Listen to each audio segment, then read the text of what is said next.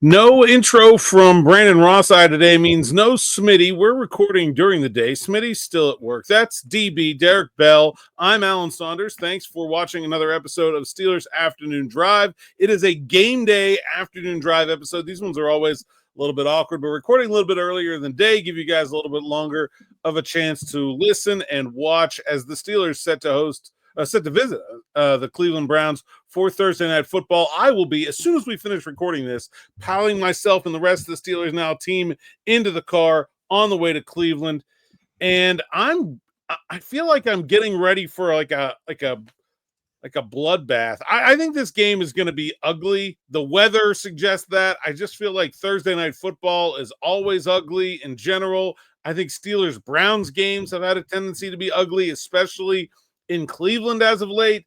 DB, what are you expecting on Thursday Night Football?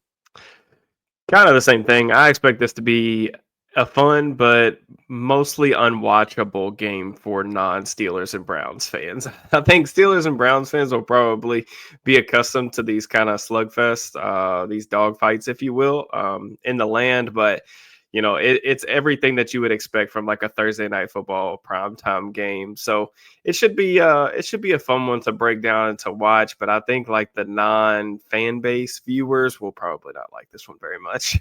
I'm thinking the score is going to be like 6-3 at halftime, and the entire world is going to be complaining about this game. Like all of social media is just going to be like, stupid Thursday Night Football. For sure. It's going to be the conditions aren't going to be good. Rain changing to snow as soon as the game starts. Temperatures in the 30s. Wind, gusting in the 20-mile-an-hour range coming off Lake Erie. That stadium is really well protected from the wind. So I don't think that will be an issue for the passing and kicking games.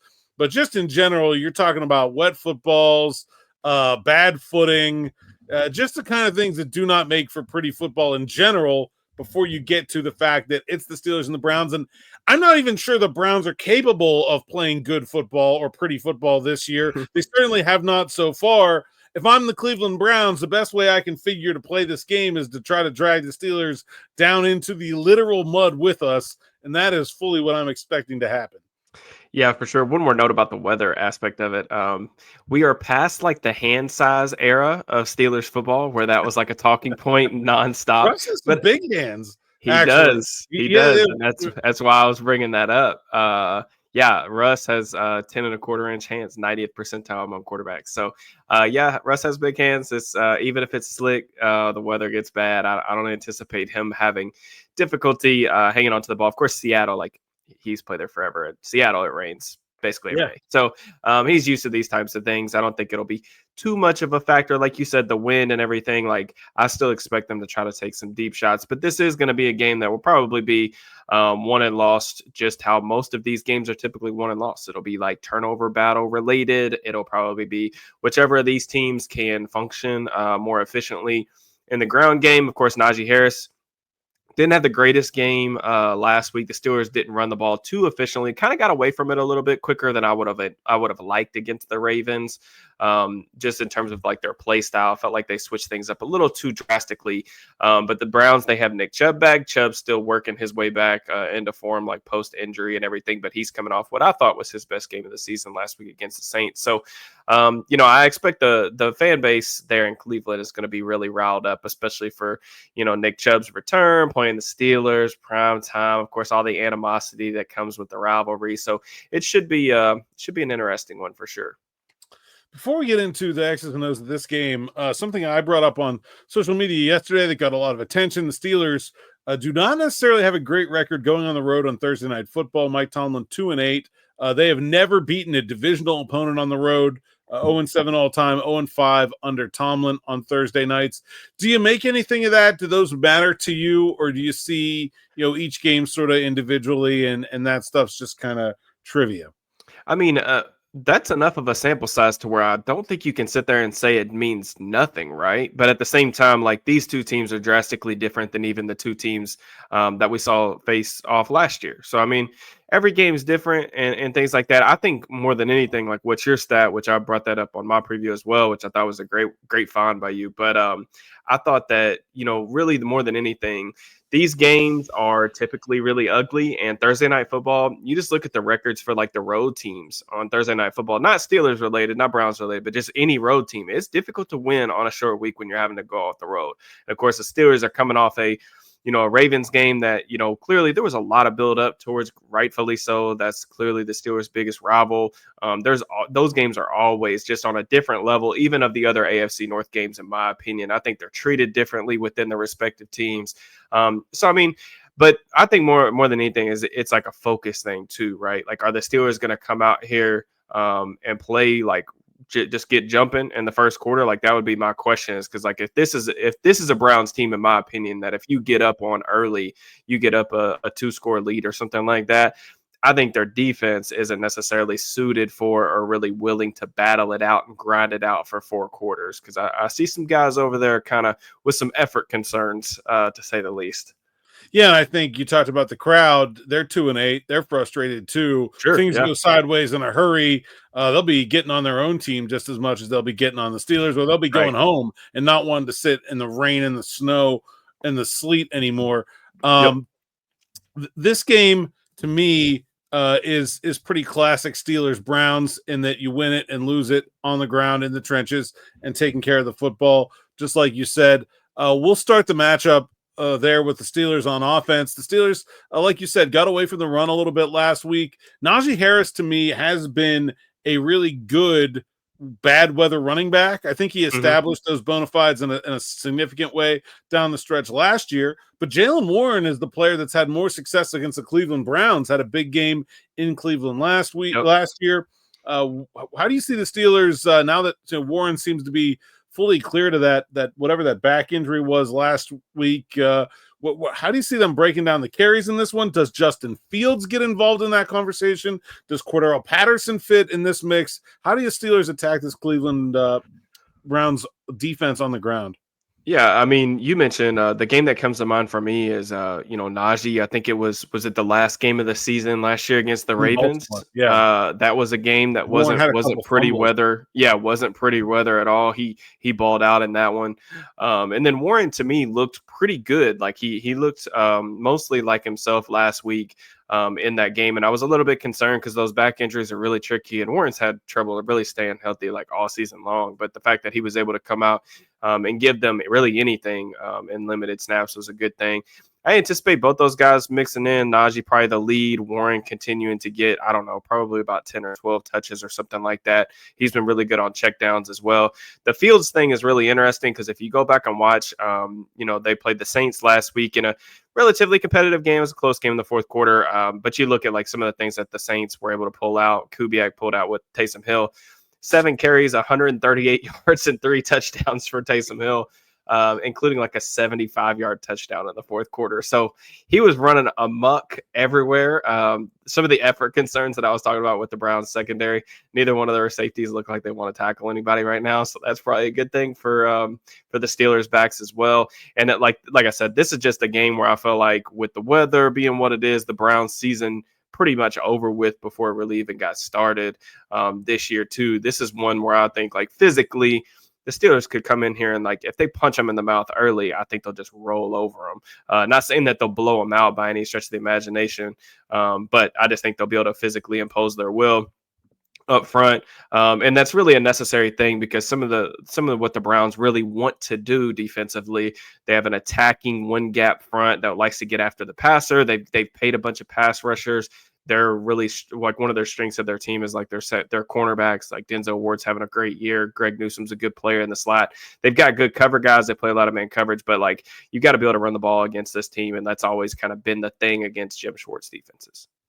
Yeah, I don't really love the matchup once you get into the Steelers having to pass. I mean, just the conditions, one, and especially if you're talking about wind and Russell Wilson, like he throws a ball with a lot of air under it generally. That's it's going to be more affected by the wind than an average quarterback. But I'm interested to think about how the Browns are going to line up against the Steelers in pass coverage. They play a ton of cover one, as you said. Do they trust Denzel Ward with George Pickens one-on-one all over the field? If they do and that works, then I think that could play it really well for Cleveland. If they don't, this could be the game we see a lot of Mike Williams because, I mean, the other side is not the same. And I think there's an opportunity for the Steelers to take advantage if they feel like they got to play like single high with a shade. Like there could be a lot of space on the other side of the field. Right, and we've seen opposing teams do that to the Steelers, right? Like on third downs, they're seeing a lot of man coverage. Pickens, when he's on the boundary, teams have like shaded the post safety to his direction, forcing Russ to go other directions. We've also seen Arthur Smith move him around more in the slot this year than he ever has in the past, but teams have kind of countered that too. Like one of the things Baltimore did was they slid Roquan Smith, who was kind of their whole defender in their cover one looks. They basically just had him bracket Pickens in the slot anytime he was in there to try to take that away. There will be opportunities. Can you get Mike Williams involved? You mentioned Denzel Ward. Ward's only played on the right side of the defense this year once, and that was when they played Washington. What's interesting about that is Washington, who the Steelers just played, Terry McLaurin lines up on the left side of the offense like 80% of the time. So that was like a game plan specific thing where they just said, you're going to play on that side this week. Other than that, he hasn't traveled this year. So like that's something that the Steelers could take advantage of. Martin Emerson on the other side has had a really tough season this far. Allowed 4 touchdowns through the air, some go balls. Dayami Brown in that Washington game beat him for a go ball down the sideline.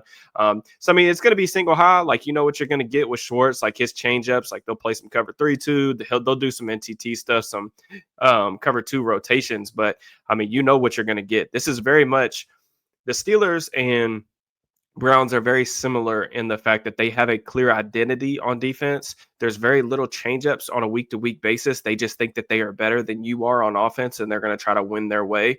There are matchups that I think Ward is a great player, but they'll probably go at him a little bit. But I would say Emerson will probably get like the Brandon Stevens treatment from last week, where you probably throw a couple go balls down the left sideline to try to see if you can catch one on him. Yeah, I think so too. I highlighted the linebacker play of this Cleveland defense without Jeremiah Owusu-Koramoah in there. Frighteningly average, and Devin Bush is a guy that I think you can run at if they're honestly, like Greg Newsome is their nickel corner, and like I don't know that he's a worse tackler. Like I don't even know why they ever play base defense. Like they should just stay in 4-2. They don't gain anything. There's some plays where you watch like the Taysom Hill runs where they're trying to like account for the extra gap by moving Devin Bush down, and he just gets wiped off the planet. To me, I think they can get Najee Harris into the second level. That's a win. But even in the passing game, like I think like these guys just don't have like a cover stud that really scares you without JOK in there. Yeah. The Steelers could probably take advantage of that, but that's something we've said really all season long. The lack of involvement for Pat Freiermuth has kind of been a frustrating point for me. You mentioned the Devin Bush thing. Last year when the Steelers played Seattle, Bush played a lot, and if you remember what they forced him to do, they ran a ton of heavy personnel, a lot of duo, a lot of power runs, forcing him to kind of fit the run. And, Harris and Warren, I think, combined for nearly like 200 yards in that game. So there's going to be some advantages there. Teams have actually like this Cleveland defense is actually one of the more underachieving units really across the league this year, just in terms of like all the metrics and stuff. They're pretty average across the board with honestly, like, too many really, really good players to be in that category. And I think some of the areas that haven't been as exploited as maybe the Steelers could take advantage of is like play action. They've really struggled against play action this year, but they just haven't been able to, like, teams haven't been able to get to it as much because it's difficult to block Garrett for that long, those 5-7 steps drops. But when he's off the field, try to take advantage of that. And then teams have also like had success, even like you mentioned, like forcing Devin Bush to fit the run, but also like teams have had success running on them, like spreading the formations out, like 11 personnel, getting some wide receivers. Greg Newsome's a great cover player. He is a willing tackler, but he's not necessarily a good one. That's one of the things, like this Cleveland team as a whole does not tackle well. They're like 7th or 8th worst in the NFL in missed tackle rates. And I already mentioned the effort concern. So like that's another thing too. Like those missed tackle numbers can be a little bit misleading because there's some guys that are willingly not getting in position to tackle.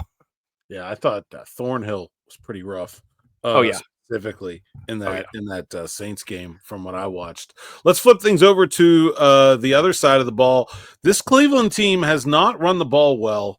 And you look at Nick Chubb, I think this is a guy who is poised to break out. He looked the best he's looked against anybody this year since coming back from that injury against the Saints. 4.5 yards per carry, just had 11 carries. I know the Browns were chasing it most of the game, and I think Andrew Berry even said that they were still trying to take it easy with him.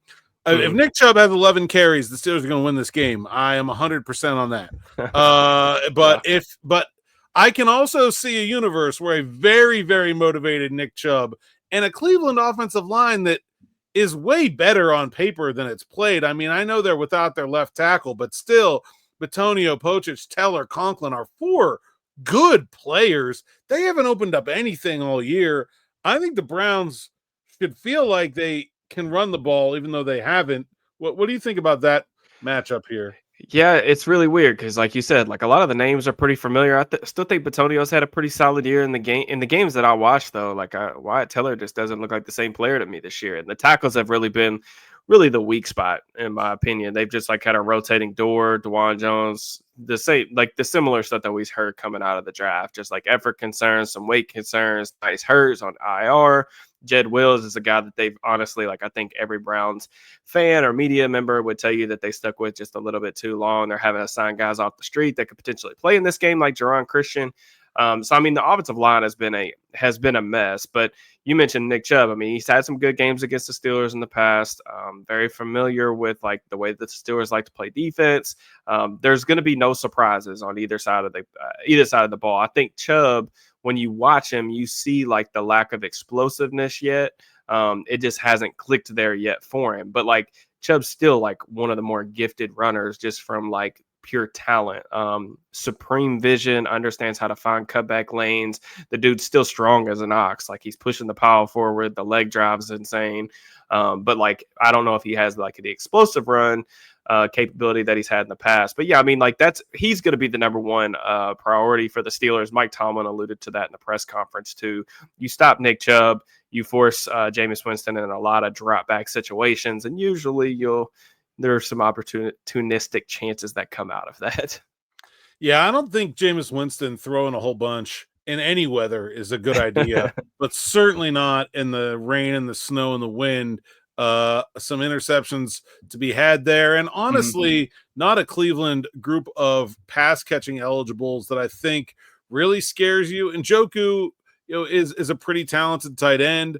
I think the Steelers, though, should like what they have in Queen, Wilson, and Elliott to kind of handle him however they feel like they need to, depending on who's out there.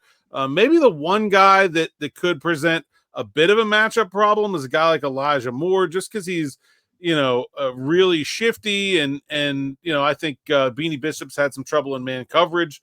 But I mean, in general, I don't think this is a receiving group that scares anybody, let alone the Steelers. Yeah, I mean, I think the Steelers match up fairly well on the back end. I mean, they'll do some different things in terms of Cedric Tillman's come on. Like he's had a really impressive last month since Amari Cooper's been traded. I would anticipate that'll probably be where Joey Porter's attention is primarily this afternoon. Jerry Jeudy's kind of like that route runner type in the slot. He had an explosive play touchdown last week. The one thing that Jameis is doing that you have to give him credit for is Jameis is pushing the ball down the field. His average depth of target is over 10 yards. He's been one of the more aggressive quarterbacks in the league since he took over. Granted, we're just looking at a small sample size of starts, but he's getting the ball out quicker. They've been able to get back under center a little bit, use some play action, and off those play actions, like he's trying to play within the structure of the offense, get the ball out on time. Now, having said that, like you mentioned, Jameis is not a guy that you want being a high volume passer. Like there are just things that just come with Jameis as your quarterback. Like he will give you some explosive play capabilities. He has gotten better about not taking as many just terrible sacks, but there are a lot of like A+ and F- moments with Jameis. Like he's going to give you turnover worthy plays. It's really just a matter of can you catch them. And when they beat the Browns when they beat the Ravens in his first start a couple weeks ago, he did make some really good plays, and like he definitely gave them a spark, and the offense looked like it had life for the first time all season without Deshaun Watson in there. And it looked like a functional offense, but he still had 3 turnover-worthy plays. It's just the Ravens defenders couldn't catch the ball. They dropped 3 interceptions. So that's the thing this week that I think you have to capitalize with is Jameis is going to give you a couple opportunities, regardless of what the game script is, whatever. It would shock me if he came out of this thing not putting the ball in harm's way at least once. You got to make them pay for it. The Steelers have been really good with the turnover differential, and when they've lost to the Browns in Cleveland in recent years, that's been a major, major factor, has been losing the turnover battle. Yeah, absolutely. You kind of mentioned Jerron Christian, who I expect to start at left tackle. I know the Browns have talked about maybe using Jermaine Ifedi there. I think that would be a worse idea. So I don't know. Yeah. Whatever they're going to do at left tackle, but yeah, I think there's definitely a huge matchup there for the Steelers to win between Nick Herbig, who played really well against the Ravens. Yep. And the things that Herbig didn't do great were generally with dealing with Lamar Jackson's mobility in the run game, which is not really an issue for Jameis Winston at this point in his career. Yeah. And then you have Preston Smith, who I think could be a much bigger part of this week. I think in general, when you're talking about guys coming off short weeks, like sort of paradoxically, I think younger players handle it worse than older guys that have done it before. Nick Herbig hasn't done it a whole lot. Preston Smith barely used last week. I think he'll be used a lot more. He'll be the fresher guy and could have whoever they're playing, whether it's Christian or Ifedi, and whether it's Smith or Herbig in there for the Steelers. That's just a huge, huge mismatch in Pittsburgh's favor, in my opinion. Yeah, and I mean, one thing that Smith has really done just in recent weeks, like last week in particular, I've really liked how like he's like set the edge as a run defender. And that was one of the more intriguing things about like acquiring him. Like he's a more stout dude. Like he's 6'5", 265 with some good, like some really long arms. So it allows him to control blockers. Like Baltimore even tried to block him a little bit with like Patrick Ricard and like some of their tight ends, and it just wasn't really working out well for them at the point of attack. So if this thing does turn into a first to 40 carries on both sides type of matchup, you know, it's nice to have him kind of in your back pocket. If Herbig does start to struggle a little bit, whether it's with, you know, conditioning, the quick turnaround, or just with like, you know, he's not played starter level snaps very often throughout his career so far. So I think the depth there is certainly good. I think the big thing that I'm like curious about too is like, can Patrick Queen continue to like expand on the 2-week stretch that he's had? He's been really phenomenal over the past couple of weeks. I know that one of the Cleveland games last year, he was really, really strong in when he faced this team with the Ravens. And I'm just like intrigued. Like it's like every week for the past several weeks, we've said like, oh, this is Patrick Queen's best game as a Steeler. Like, can we keep this stretch rolling? Like I would love for this to continue to be the case, because I do think especially what he's brought to them in coverage has really changed the dynamic and the feel of what this defense looks like out there on the field. Yeah, I think the one area that he really makes an impact is in the screen game, running backs coming out of the backfield. He has just always been incredible at that. But when you think about like the ways that the Browns can really hurt you, you know, they're not going to want to throw the ball down the field. They have a really experienced veteran offensive line, and Chubb, and not just Chubb, but Strong and Ford can catch the ball in the backfield and run with it too. They have some guys that can be weapons in that area. If I'm Cleveland, I'm thinking, man, this could be the way to, we got to protect our left tackle. The rest of these linemen are sort of wily old vets that can sneak their way out there. We got some fast running backs. It's impossible for Jameis to turn it over on a screen pass. Like, this could be our bread and butter, but Patrick Queen is so good at it that, I mean, and the Steelers have some, I mean, Cam Hayward's always had a high motor. Keanu Benton is really athletic for a nose tackle. Like the Steelers can, I think they can combat that as well as anybody can. So, yeah, I like that part of this matchup for the Steelers as well. Let's get into the prediction space. Every week, you, I, and Smitty give a bold prediction and a game prediction. Do you want to start with a bold prediction for this one? Yeah, my bold prediction is that, which I think I feel like Smitty's used this one before this season. Heck, I might have as well. But I think Minka Fitzpatrick gets his first interception, and I don't know how many games of the season. But I'm going to go with that, and that's really just off of I'm just playing the probability odds, man. Like, I think Jameis is going to put a couple in harm's way. And one thing about Jameis is that I said, like, the over 10 yards average depth of target on like high lows and things like that. Jameis is taking the high. Like, he wants to push the ball down the field at all costs. Mika Fitzpatrick, like usually on early downs, is hanging out in center field, but they will roll him down into like some hook curl zones on third down. I just think that he's going to have a chance this week to get his first interception. It's really just a matter of whether or not he catches it. But yeah, I think that my bold prediction is that Minka gets his first interception of the season. I'm going to go with turnovers as well, but I'm going to go the other way. I'm going to say Russell Wilson with a multi-turnover game here in Cleveland. I think Myles Garrett can get home and force one all himself just about any game, and that's not necessarily a bad prediction. But also, I think, we talked about the cover one. I think it's going to be a game where, despite the conditions, the best way for the Steelers to attack the Browns defense is going to be to try to push the ball down the field. I think they're going to like their matchup with Pickens one-on-one against Ward. I think they're going to love if they can get Williams one-on-one with Emerson on the other side.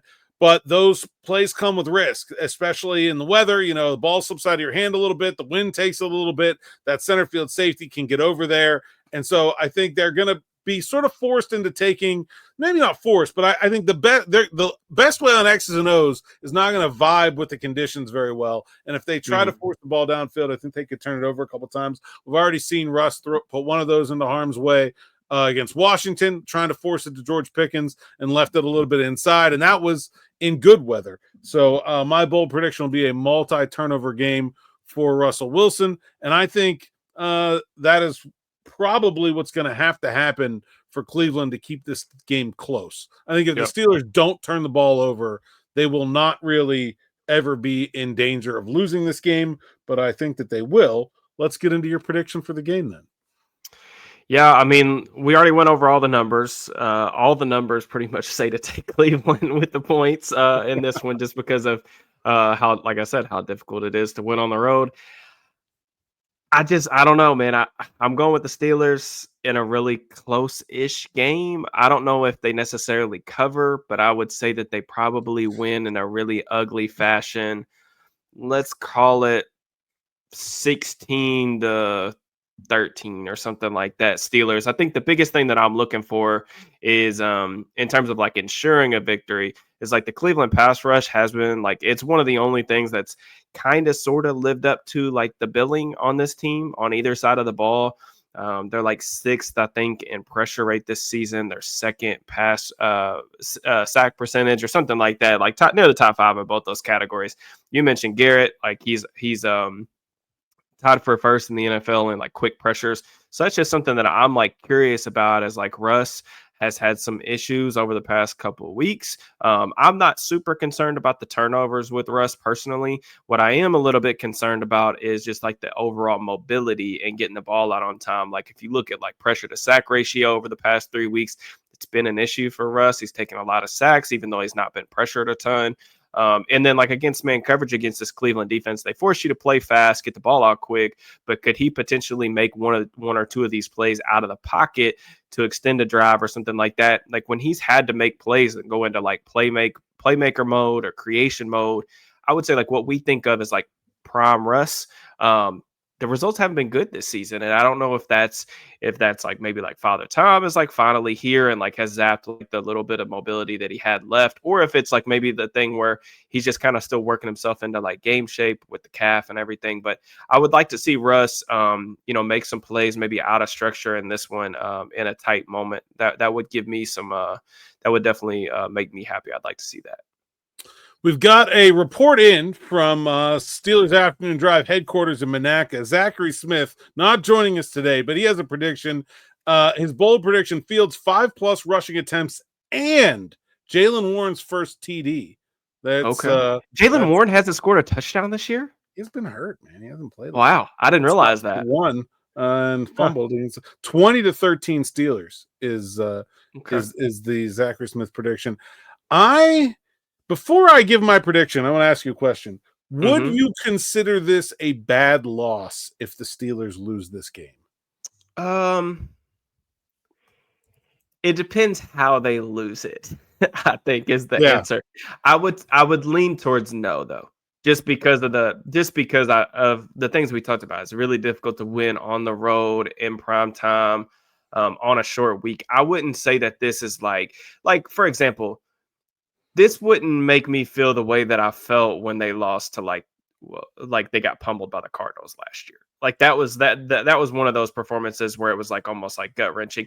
I wouldn't even was the Patriots game on Thursday Night Football. Mm-hmm. Yeah, it was the following. So it was 4 days after the Cardinals.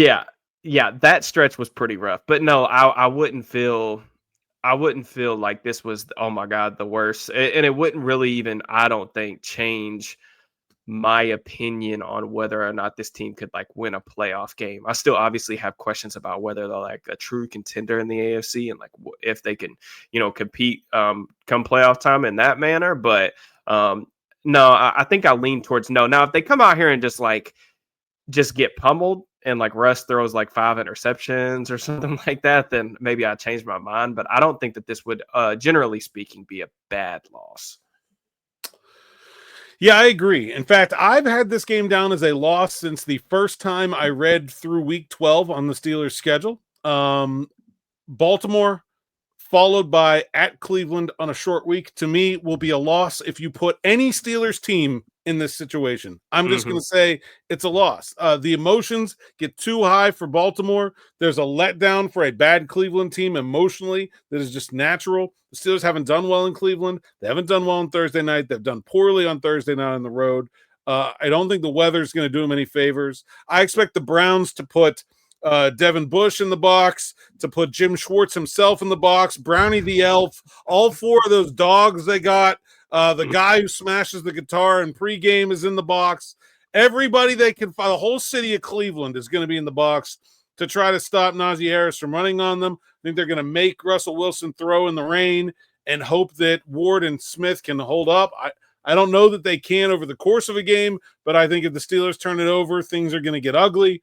I just think this is going to be an ugly game. I think the Browns are going to succeed in dragging the Steelers down into muck with them. I'm not expecting Steelers to play a good game at all. I will say with the caveat that the Steelers can play pretty bad and still beat these Browns because they are not good. Like this this is not a good Browns give team. One of their 3 worst performances of the season and still win by 10. Like that's certainly in the cards here as a possibility. But I've said all along, I just thought this schedule makers put this one down as a win for Cleveland, and I'm going to stick with it. I will say the Browns win a horrendously ugly 19-16 win in the rain, snow, sleet, muck, and get an upset. But I'm with you. I don't like this.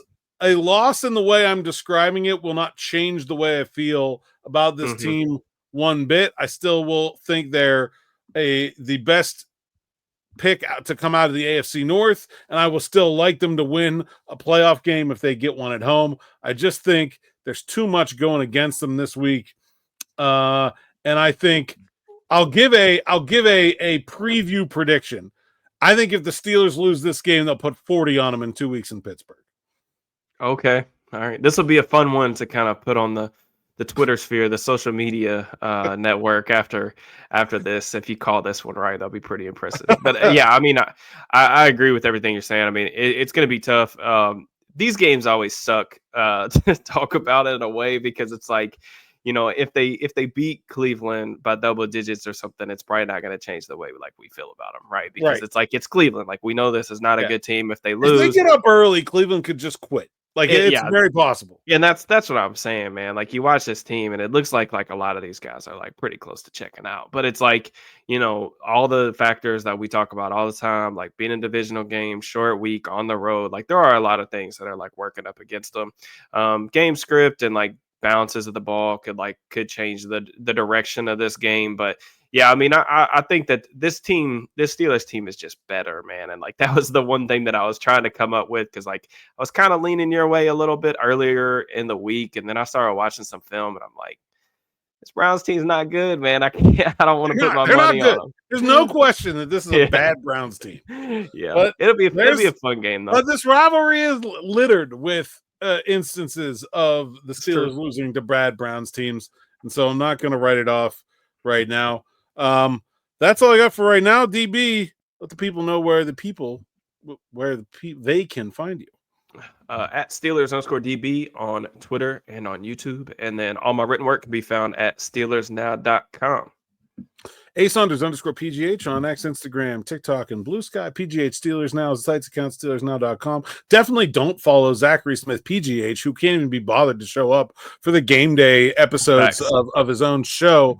But you can like, subscribe, hit that bell for notifications here on YouTube channel so you don't miss an episode of Steelers Afternoon Drive, Steelers Morning Rush, our new Steelers Spotlight show with Aaron Becker, which had its first real episode today with former Steelers offensive lineman Trey Essex as his guest. So that should be one video up here on your feed. Check that out. Aaron's got more coming with that as well. Really excited for him to take the reins with that show and get moving. Until then, thanks for listening. Thanks for watching. And we'll see you after the game, me and Matt Geika on post game right here on the YouTube platform and anywhere you watch Steelers Now post podcasts, audio platforms, all that stuff. We'll get into it. Thanks for listening. Thanks for watching. We'll see you next time.